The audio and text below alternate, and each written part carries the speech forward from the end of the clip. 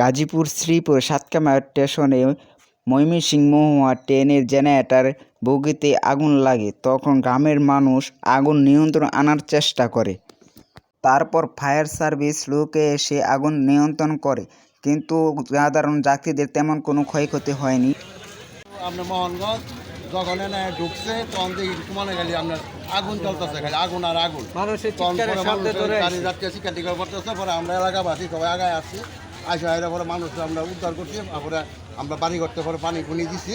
পরে কিছুক্ষণ পরে ফায়ার সার্ভিস আর কোনো অ্যাক্সিডেন্ট হয়েছিল না, কোনো খুব বড় ধরনের কোনো ক্ষয়ক্ষতি হয়নি। আল্লাহর রহমত, লোক মারা গেছে।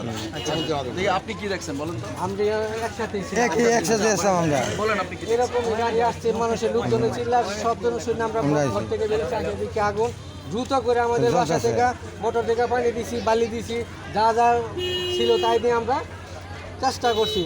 কিছুক্ষণ পর ফায়ার সার্ভিস আসছে, আগুন জ্বলতে আমার গাড়ি কাজে